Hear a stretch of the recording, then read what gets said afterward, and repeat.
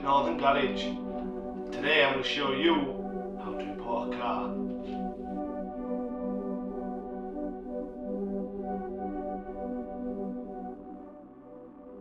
The first step to importing a car is actually choosing the car.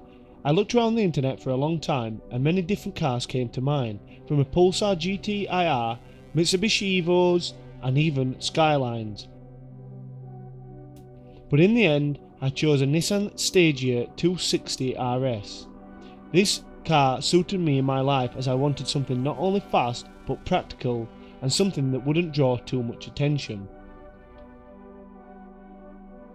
So I set out and searched the internet hoping to find a person or company who would buy and then export my dream car halfway around the world to me, and I did just that. I found Derek's company, Pacific Coast Autos JDM.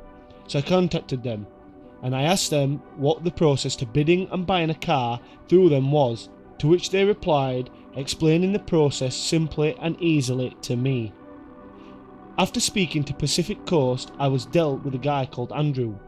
I told him my budget and which car I wanted, to which he replied that he was very doubtful I was going to get one at that budget.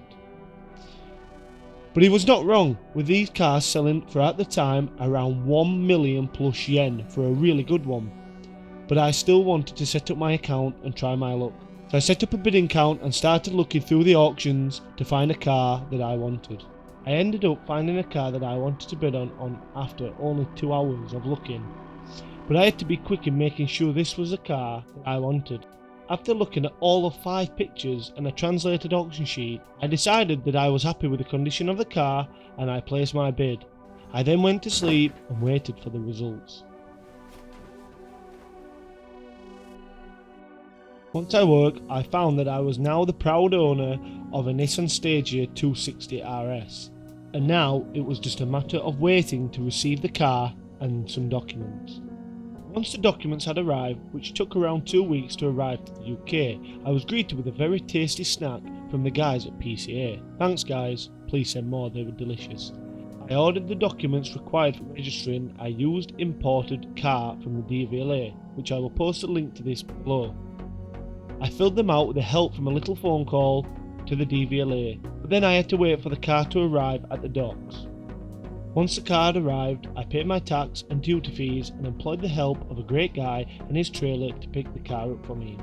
But as told by the DVLA, the car was required to have an MOT before I could register it, which meant driving the car on UK roads without number plates, tax or insurance.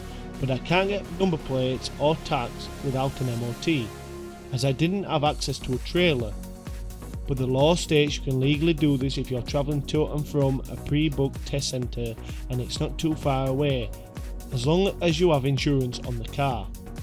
Once you have the MOT on the car, you need all the documents to then send to the DVLA to get the car registered. In some cases you may have to take the car to a further more in-depth MOT if the car has never been imported before or if the DVLA require this. Once you have completed all these steps and receive your logbook, which allows you to get your number plates, you can then get them made and update your insurance with your new plates. You have then successfully imported and registered an imported vehicle.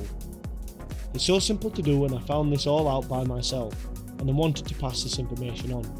If you like this video, please share, please like, please subscribe. More videos to follow on this car and future projects.